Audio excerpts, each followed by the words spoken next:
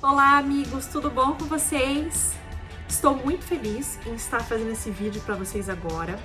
Vocês não fazem ideia do quantas vezes eu comecei a filmar e parei, porque quem sabe, quem tem filho pequeno sabe o quanto é difícil, é desafiador fazer qualquer outra coisa além de estar ali cuidando deles.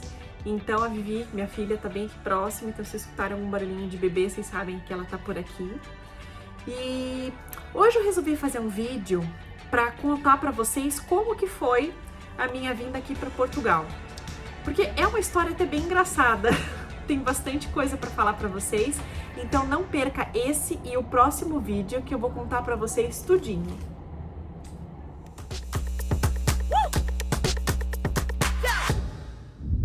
Quando começou a quarentena, eu tava grávida, acredito que de umas 8 semanas, mais ou menos, e quando começaram aquelas notícias da pandemia, de que estava se espalhando, a gente começou a ficar muito nervoso, com medo do que o vírus poderia influenciar na gravidez. A gente estava lendo sobre partos prematuros e ficamos muito nervosos. E eu trabalhava na época num setor que com várias pessoas, era um centro de serviços de um banco, e então tinha muitas pessoas juntas ali. Ali ao todo trabalhavam 600 funcionários, na minha área ali uns 200 aproximadamente, então eu tinha muito medo de pegar o vírus ali e acabar prejudicando minha gravidez. Então chegou um momento em que eu fiquei desesperada, com muito medo, corri até o médico do trabalho, do plano de saúde, para ver o que eu podia fazer, se eu tinha como, pelo menos inicialmente, me afastar do trabalho para evitar correr o risco de perder o bebê. E naquela época, é claro, médico do trabalho, ele não vai afastar assim facilmente. Eu fiquei muito nervosa, eu não sabia o que fazer, eu tava com muito medo. Eu já tinha passado por uma gravidez química, que em outro vídeo eu comento com vocês sobre isso. E, enfim, esse bebê era muito desejado, muito planejado, eu tinha muito medo. Com isso, eu conversei muito com a médica, expliquei esse meu medo pra ela. Eu cheguei a chorar de medo, de pavor, de desespero. E a médica acho que chegou a me dar alguns poucos dias de atestado. Ela disse que o banco estava para decidir, tomar alguma decisão de quanto aos afastamentos, o que ia ser feito. Seria feito um home office, o que podia ter de cuidado com os funcionários, o que seria necessário. Então, nessa época, pelo que eu me recordo, acho que já tinha alguns lugares de trabalho que estavam mandando já trabalhar de casa, mas nós ali ainda estávamos trabalhando normalmente. Isso estava me deixando muito nervosa. Nessa época ainda não existia máscara, ninguém estava usando máscara ali no trabalho, pelo menos eu não me recordo de ninguém com máscara, enfim. Então, após aquele atestado, poucos dias depois, acho que eu não tinha nem completado o tempo que a médica me deu de atestado, já o pessoal do meu trabalho decidiu afastar os grupos de risco, como gestantes, idosos, e acabei ficando autorizado a ficar em casa até que fosse decidido quais medidas que poderiam ser tomadas para que a gente pudesse trabalhar com risco menor, né? Enquanto isso, o tempo foi passando. E com 12 semanas, quando eu fui fazer meu exame de rotina, de ultrassom, para ver como o bebê estava, eu descobri que eu tinha perdido o bebê. Eu estava com o aborto retido, então eu não tinha nenhum sintoma de que tivesse algo errado. A gente estava muito preocupado, especialmente pela pandemia, mas foi um susto muito grande. Eu vou falar sobre isso num outro vídeo, para poder entrar em detalhes melhor sobre isso. Mas assim, foi muito mesmo difícil pra gente. E após esse tempo, enfim, o tempo foi passando, eu fiquei de atestado alguns dias para me recuperar, eu tinha que fazer curetagem. E com isso acabou sendo implantado o trabalho de home office, conseguimos toda uma estrutura para que a gente pudesse trabalhar de casa. Nesse período eu me recuperei, passado alguns meses, eu acho que em torno de 5 meses depois eu engravidei de novo e tinha feito tratamento para me recuperar primeiro do aborto, tomar umas vitaminas, né? Primeiro a gente se cuida para depois aí tentar novamente ter bebê, né? Enfim, aí liberada pelo médico para engravidar, poucos meses depois eu já engravidei. E E aí volta, aí você vai falar, nossa, mas por que vocês decidiram engravidar mesmo na pandemia? A gente tomou essa decisão de engravidar porque eu já tinha tido esse aborto, eu já tinha tido uma gravidez química, então eu tava com muito medo que com a idade ter filhos estivesse ficando cada vez mais arriscado, mais difícil. E o médico falou que passados 35 anos a gente começa realmente a reduzir a nossa fertilidade, seja do homem, especialmente da mulher, né? Então a gente tinha um medo muito grande que se a gente deixasse passar a pandemia, a gente sabia que esse vírus ia continuar por aí por muito tempo, então a gente decidiu que a gente se cuidaria o máximo possível e que continuaríamos tentando ter filhos, né? Então logo engravidei, só que é lógico que a gente ficou morrendo de medo, mas assim, pra encurtar toda a história, essa parte de bebê e tudo mais, a gente teve alguns sustos no início da gestação, mas depois acabou que ficou tudo bem.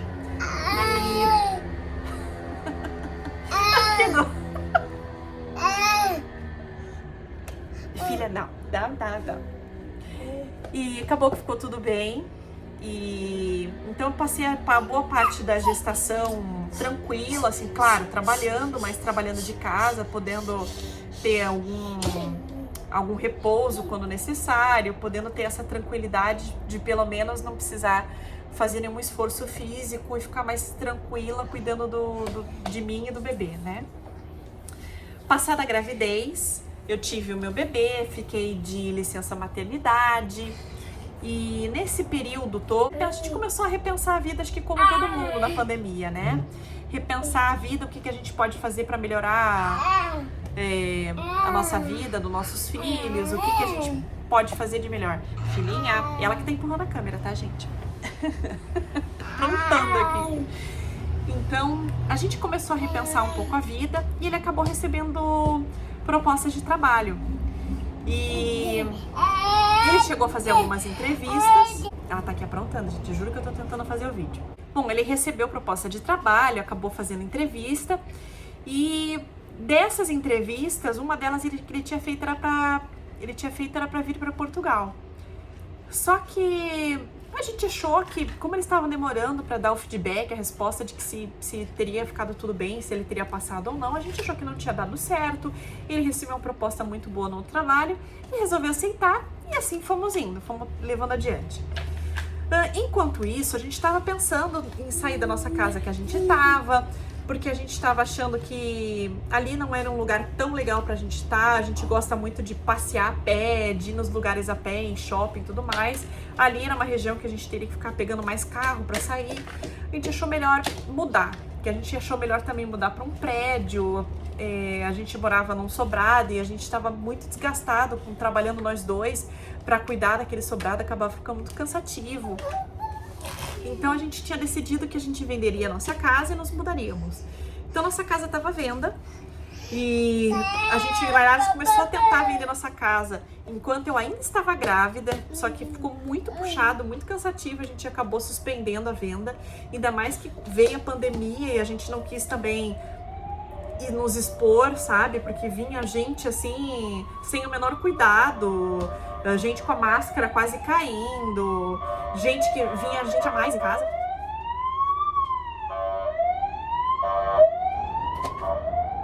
Vivi, foi você que chamou a ambulância. Enfim, tava uma loucura, não dá. A gente tentou vender a casa na pandemia e realmente a gente acabou desistindo, porque era pra passar raiva, assim. Vinha gente que só faltava pedir um cafezinho e ir embora, porque parecia que estavam querendo só dar uma olhada, se era legal e ir embora. Parecia que não tinha intenção real de comprar uma casa. Passado isso, a gente, depois de um tempo que eu tive a Vivi, a gente decidiu voltar a pôr a casa à venda e continuar com nossos planos. Não demorou muito, a gente tava, deixa eu pensar, a gente tava com a casa para vender. Quando a gente recebeu uma proposta, foi praticamente junto com o nosso aviso de Portugal aqui, de que tinha dado certa entrevista, que eles tinham interesse de contratar meu marido. Então imagina, a gente recebeu assim a proposta, olha, apareceu um comprador, ele quer comprar a casa, ele tem pressa na compra e ao mesmo tempo a gente viria para Portugal. Só que quem muda assim de país sabe que não é de uma hora para outra, não é simplesmente fazer as malas e ir embora. A gente tinha toda uma documentação para juntar, para conseguir, e isso levaria bastante tempo, levou meses para a gente conseguir essa documentação. E a pessoa tinha interesse na nossa casa, sim, ela já queria, acho que daí a 20 dias a gente teria que sair da casa. Então, você imagine, a gente com certo medo, porque a gente não tinha certeza de que a mudança, a gente não tinha certeza absoluta de que esses documentos todos dariam certo. Sempre fica aquele medo, né? Por mais que a empresa seja correta, seja boa, que eles estavam fazendo tudo possível para que a gente estivesse realocado quanto antes, ainda assim a gente sabia que é difícil, a burocracia é muito grande. Então a gente ficava sempre com aquele medo. E se algum documento não der certo? E se alguma coisa der errado? Se a gente demorar tanto que a empresa falar, olha, acabou, desisto, vocês demoraram tanto que agora cansei. Não sei, a gente tinha muito medo. E a gente pensou, meu Deus, a gente vai ter que sair da casa, em 20 dias a gente tem que entregar a casa. O que a gente faz com as coisas? A gente vai para outra casa. A gente pensou em alugar um apartamento, mas se a gente alocasse um apartamento, a princípio tem um período médio de locação de contrato de 1 ano. Então, assim, com muita pesquisa eu consegui um período reduzir isso para 6 meses, mas se a gente ficasse menos de 6 meses, a gente ia ter que pagar multa. O transtorno ia ser muito grande.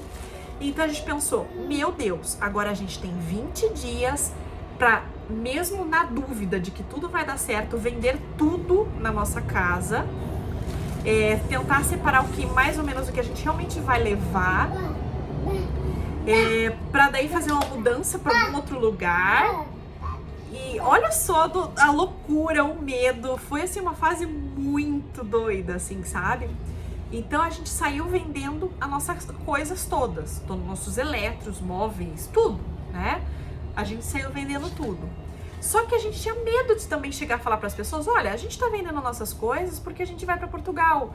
O nosso medo de falar não é nem questão de achar que por falar vai dar errado, não é por superstição, mas a gente tinha medo de... Opa! Um bebê é difícil, né?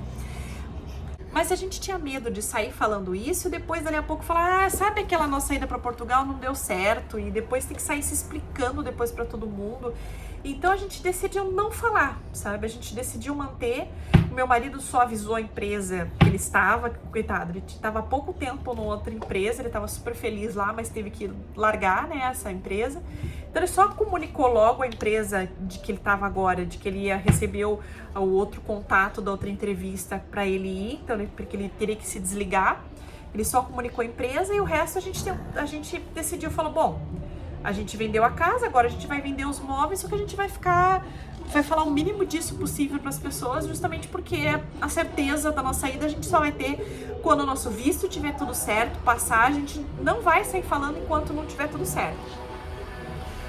Então, assim, as pessoas acharam super estranho, de repente a gente chega a anunciar para os vizinhos falando, olha, a gente tá... De repente a gente sai falando para todos os vizinhos, olha, a gente tá vendendo tudo na nossa casa. Por quê? Né? Perderam no jogo? Então a gente foi uma fase muito estranha. E assim, a gente se sentia mal de não falar o porquê, mas a gente falava, mas vamos falar. A gente tinha medo, a gente pensava, cara, isso pode não dar certo. Como é que a gente vai chegar? A gente não tinha aquela segurança, aquela certeza de dizer, olha, a gente tá indo pra Portugal, por isso que a gente tá vendendo tudo. Então a gente preferiu manter assim entre nós. Vendemos, saímos vendendo tudo. Olha, não vou mentir pra vocês não, foi muito difícil, porque a gente tinha coisas praticamente novas em casa que a gente teve que vender a preço muito menor, porque senão não vende. Não adianta a gente querer pôr o preço que a gente acha que é justo, que eu acredito que realmente era justo, porque as pessoas não vão comprar, sabe? Até porque é uma compra que, mesmo hoje em dia, tendo as facilidades de ter Mercado Pago, de ter um monte de... Você pode negociar com a pessoa para parcelar, ainda assim não dá para você colocar preço real nas coisas que você não vai vender num curto prazo. Mas assim, resumindo, vendemos tudo. Até o último instante a gente tá desesperada ali vendendo as coisas, mas deu tudo certo, vendemos. Nossas roupas, assim, a gente pegou tudo que é aquilo que a gente não usava mais há bastante tempo, doou.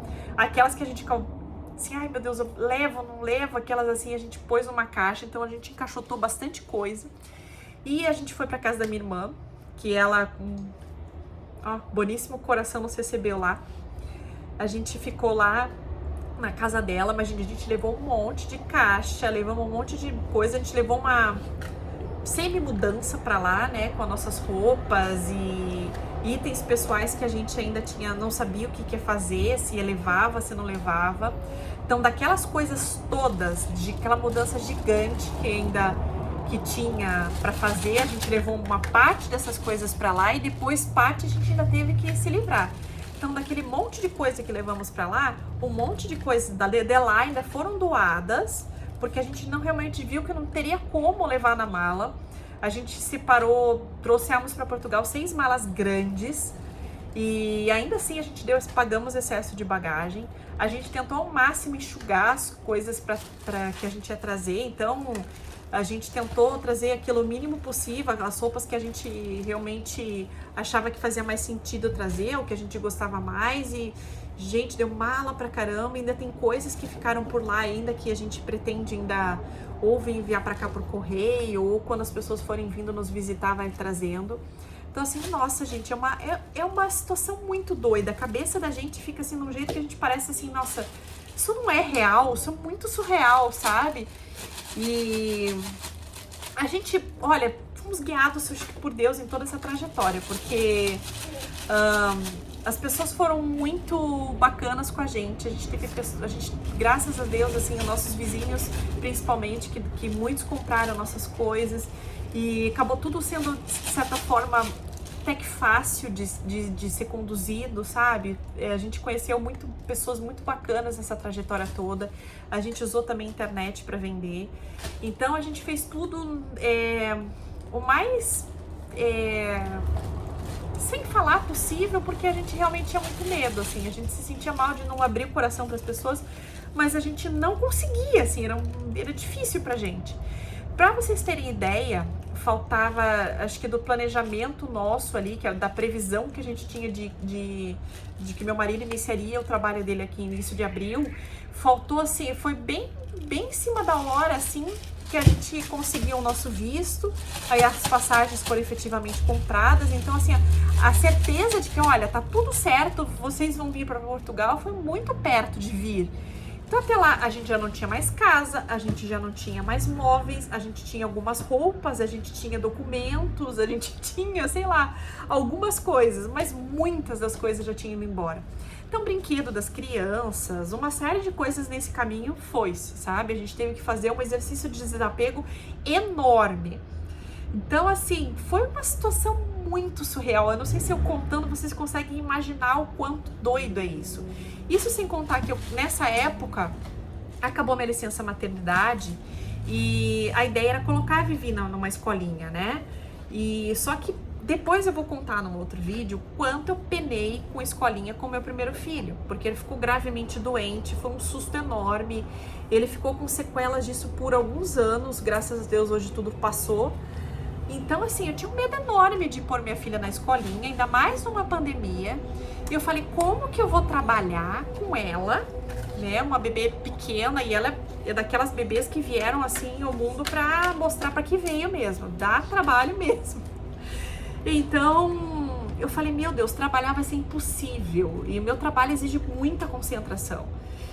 Então, assim, nessa época eu comecei a trabalhar, sabendo que muito provavelmente eu ia para Portugal, mas eu não podia falar nada, não dava para falar nada naquela época. E eu sabendo que que a gente iria para Portugal, sabendo que eu teria que ficar trabalhando com a minha filha, ou seja, como que eu ia conseguir dar... Gente, eu sou uma pessoa que dispersa tipo um peixe. Posso... Uma coisa já... Sério, meu nível de atenção é muito ruim. Então eu preciso, quando eu vou trabalhar, eu preciso estar o mais focada possível. Mais focada mesmo, assim, tentar me concentrar ao máximo. E com o bebê é impossível, gente. Olha, pra vocês verem como eu tô fazendo vídeo aqui, segurando ela, tentando distraí-la com os brinquedinhos aqui, gente, mas é muito difícil. Agora vocês calculam fazer um trabalho onde eu tinha que ler documentos, eu tinha uma responsabilidade imensa, gente. Então, assim, eu não podia errar no meu trabalho, que a consequência desse erro podia ser muito grave. E então a minha produtividade no trabalho, que sempre foi boa, começou a cair. Eu não dizia por quê. Quer dizer, eu consegui, acho que eu cheguei a dizer pra minha chefe que eu tava com muito medo de colocar bebê, que eu tava tendo que me virar com ela lá. Meu marido me ajudou bastante, é claro. Mas, gente, vocês sabem, gente que amamenta, tem coisas que só a gente pode fazer, né? E tem horas que o bebê só quer a mãe. Então, foi muito complicado. Muito complicado. Ó, vou mostrar pra vocês, então. Então, gente, foi muito complicado. Mas chegou um ponto que eu falei, gente, eu não... Falei pro meu marido, a gente mesmo com medo, eu vou ter que assumir a responsabilidade disso e pedir demissão, porque não dá pra trabalhar com ela. Eu tava, assim, passando um nervoso gigantesco, porque eu tinha que entregar o trabalho, era impossível entregar aquele trabalho, me concentrar, ainda mais que eu não tava em casa, não tava no escritorinho fechado, eu não me concentrava, não tinha como, gente. Então, chegou um ponto que eu falei, eu vou pedir essas contas, mesmo na dúvida, mesmo no medo, porque não tem condição, eu não consigo trabalhar e eu tava só passando nervoso. E eu sempre fui uma boa funcionária e de repente ver minha produtividade caindo e todo mundo descontente com isso, não dava, sabe? Bom, vocês podem, quem que entende de trabalho de banco, porque eu era concursada, pode perguntar, mas por que você de repente não tirou uma licença? Porque a gente veio para Portugal pensando em vir para cá e morar efetivamente. Nossa ideia não era voltar para o Brasil. Então, tudo que a gente pesquisou e foi lendo, em um ano eu tenho que dar aquela declaração de saída do país. Eu não vou poder ter vínculo empregatício com o Brasil. Então a gente foi vendo que a gente acabaria. O que foi, meu amor? Então a gente foi vendo que a gente foi vendo que mantendo o vínculo empregatício no Brasil, isso só ia fazer com que a gente tivesse depois mais trabalho para...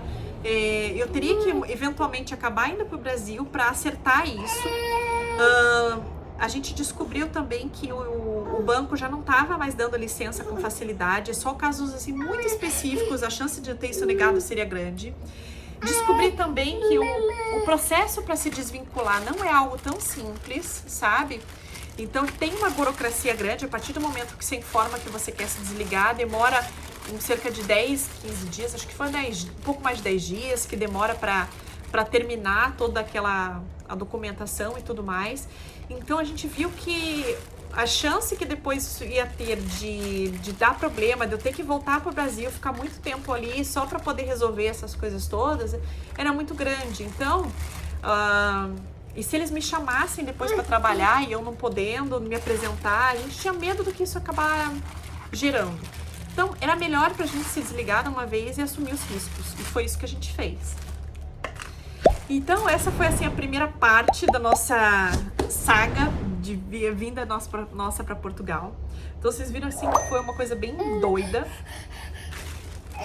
Próximo vídeo eu vou contar para vocês como que foi viajar em avião, qual foi a nossa solução. Prometo vir aqui com mais detalhes para vocês, dicas bem legais, por exemplo, para viagem, perrengue mesmo que a gente passou na viagem. Vou trazer bastante coisas para vocês no próximo vídeo, então não deixe de assistir. Beijo grande e até a próxima. Dá beijo pra eles, Vivi. Tchau. Tchau, gente. Tchau. Dá tchau pra eles. Dá tchau. Tchau. Até a próxima. Dá tchau.